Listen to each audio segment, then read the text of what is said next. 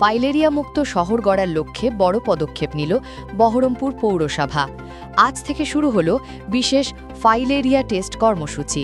প্রথম দিনেই অগ্রগতি শিক্ষা নিকেতন বিদ্যালয়ে অনুষ্ঠিত হল বিনামূল্যে ফাইলেরিয়া পরীক্ষা শিবির। 6 থেকে 7 বছরের শিশুদের রক্ত পরীক্ষার মাধ্যমে এই রোগ নির্ণয় করা হচ্ছে।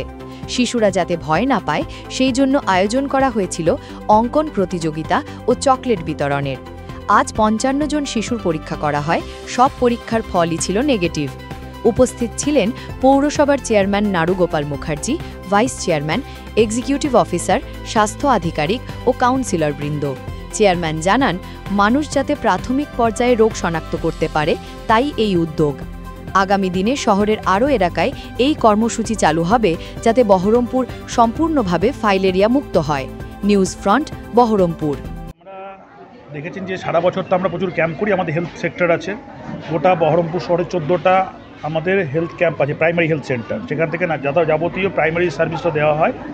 মানুষ যেন প্রাথমিকভাবে রোগ নির্ণয় করতে পারে এবং রোগের চিকিৎসা পেতে পারে, তার জন্য আমাদের এই সেট আপগুলো করা। মাননীয় মুখ্যমন্ত্রী মমতা বন্দ্যোপাধ্যায়ের নির্দেশে এগুলো আমরা করছি।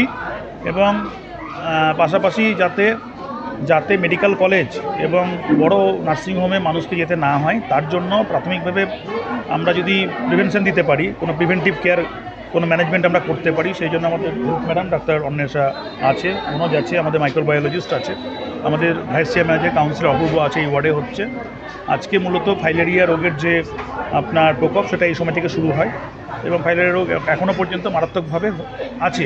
মানুষ বুঝতে পারে না, জ্বর জ্বালা হয় ম্যালেরিয়াভাবে, কিন্তু ফাইলেরিয়াতে কনভার্ট করলে পরে কিউসেক মস্কুইটো থেকে সেটা এটা লার্ভা বহন করে এবং সেখান থেকে বিষাক্ত হয়ে আপনার ব্লাডের মধ্যে এটা হয়ে মিশে যায় এবং তার ফলে বিভিন্ন রকম বাজে রোগ তৈরি হয়, যেটা আপনার পরবর্তীকালে একটা বাচ্চার জীবনকে পঙ্গু করে দেয়।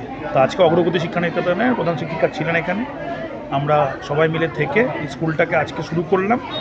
আমাদের এক্সিকিউটিভ অফিসার, ফিনান্স অফিসার সবাই আছেন। আর আমরা টোটাল 12টা স্কুল আমরা করব, 30টা স্কুল করবো বহরমপুর শহরে।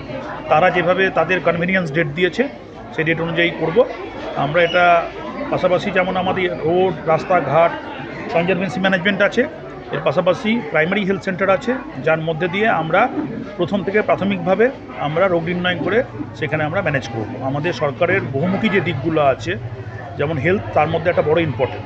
হেলথটাকে ঠিক যদি স্বাস্থ্যই সম্পদ, বাচ্চাদের প্রথম থেকে যদি আমরা অ্যাকাডেমিক অ্যাওয়ারনেস তো আছেই, যারা টিচাররা করে, তার সঙ্গে যে হেলথ অ্যাওয়ারনেসও দরকার, মেন্টাল অ্যাওয়ারনেস দরকার। শরীর যদি ঠিক না থাকে তাহলে পরে সেই এনার্জিটা পাবে না। সেই জন্য বাচ্চাদের ক্ষেত্রে প্রথম থেকে রোগ নির্ণয় করে আমরা যা আমাদের প্রিভেন্টিভ মেজার আছে সেগুলোকে আমরা প্রোভাইড করি এবং তার মধ্যে দিয়ে আমরা যাতে একটা বাচ্চা সুস্থভাবে, সবলভাবে, তার কোনো যেন একটা ল্যাক না থাকে, মানে ফিজিক্যাল ল্যাক না থাকে, তার জন্য এখন যে সরকারের উদ্দেশ্যগুলো আছে সেগুলো আমরা ওইভাবে ফলো করি। পৌরসভা এলাকার যে সরকারি স্কুলগুলো আছে, মানে 30টা জায়গায় যে ক্যাম্প হবে, এটা কি বহরমপুর পৌর? হ্যাঁ, বহরমপুর পৌর এলাকার মধ্যে আমাদের যে জুরিসডিকশন আছে, বহরমপুর পৌরসভার মধ্যে যে স্কুলগুলো আছে সেই স্কুলগুলো সবগুলো স্কুলই হবে। তাদের কনভেনিয়েন্স ডে মিটিং ডাকা হয়েছিল, তাদের যে কনভেনিয়েন্স ডেটগুলো নেওয়া হয়েছে, তাদের সুবিধা ডেট অনুযায়ী তারা যেভাবে টাইম দিয়েছে, এই আমাদের যে প্রোগ্রাম শিডিউল আছে, যেখানে মানে যে মাসে ফাইলেরিয়ার হচ্ছে আপনার প্রকোপ বেশি, এই মাসটার মধ্যে করতে হবে। কারণ এখন যদি 2 মাস 3 মাস পর করি তাহলে লাভ হবে না, তার মধ্যে ফাইলেরিয়া অ্যাটাক করে নেবে। তো সেই জন্য এর মধ্যেখানে আমাদের কীভাবে আগে থেকেই এটাকে ব্লাড টেস্ট করে তার সঙ্গে সঙ্গে রিপোর্ট আমরা প্রোভাইড করে, এবং যদি কোনো পজিটিভও পাই সেটাকে সঙ্গে সঙ্গে ওষুধ দিয়ে ম্যানেজ করে নিতে পারবো। কিন্তু সেটা দেরি হয়ে গেলে সেটা আমরা পারবো না। তো সেই জন্য প্রাথমিকভাবে এটাকে আমরা ডেডলাইন দিয়েছি, তার মধ্যে আমরা ক্যালেন্ডার ওয়াইজ এটাকে কভার করতে চাই। সেই জন্য সমস্ত স্কুল আমাদের সহযোগিতা করছে। বাচ্চাদেরকে দিয়ে করা হচ্ছে, বাচ্চাদের ক্ষেত্রে ইমিউনিটি যেহেতু হচ্ছে আপনার কম, বাচ্চাদের ক্ষেত্রে ইমিউনিটি কম থাকে, বাচ্চাদের রোগ প্রতিরোধ ক্ষমতা কম থাকে এবং এখানে বয়স দেখছেন আপনার সব 5-6 বছর থেকে শুরু হয়েছে আপ টু 10-এর মধ্যে।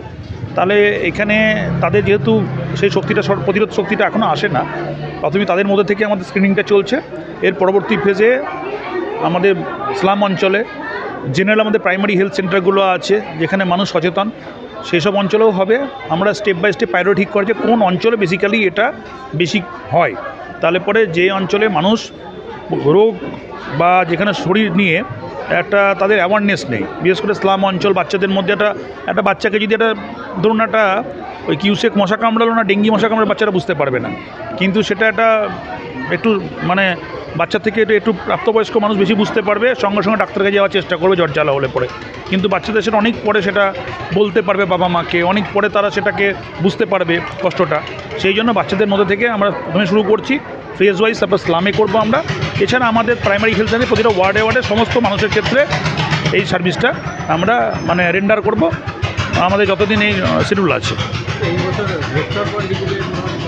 ভেক্টর বন্ডিংয়ে আমরা সাকসেসের খুব ভালো, এখনও পর্যন্ত 20, যেটা আপনার 2023 সালে 1200-র ওপর ছিল, 1400, তাহলে 20। এটাকে আমরা দারুণ ম্যানেজ করেছি। 3 বেলা করে আমরা কনজারভেটিভ সার্ভিস প্রোভাইড করছি। আমাদের হেলথ টিম সারাদিন বাড়িতে বাড়িতে গিয়ে কাজ করছে আছে, এবং তার সঙ্গে আমাদের 302 জন ডেঙ্গু ওয়ার্কার আছে যারা প্রত্যেক দিন কাজ করে। আমরা স্পেশালি একটা টিম তৈরি করেছি, যার জন্য বহরমপুরকে আমরা কন্ট্রোল করতে হবে। দেখবেন আপনি অনেক জায়গায় মানে প্রচুর ডেঙ্গুতে লোকজন মারা যাচ্ছে, কিন্তু অনেক ব্লকে দেখবেন মুর্শিদাবাদে। কিন্তু আমরা প্রথম থেকে এটার একটা গুরুত্ব বুঝে প্রথম থেকে আমরা এই ড্রাইভগুলো দিয়েছি, যার ফলে মানুষের সহযোগিতা করেছে। আমরাও এটাকে মানে একটা জায়গায় মানে গভর্নমেন্ট যেটা চাইছি একটা 0 টলারেন্সে নিয়ে আসতে, সেটাকে আমরা কাছাকাছি পৌঁছাতে পারছি। পৌরসভায় 20টা, হ্যাঁ, ডেথ 0, আর আমি আপনার ডেঙ্গু হচ্ছে 20টা, তাহলে মানে 1200 থেকে 20টা 1-1.5 বছরে। মানে এটা তো একটা বড় অ্যাচিভমেন্ট আমাদের।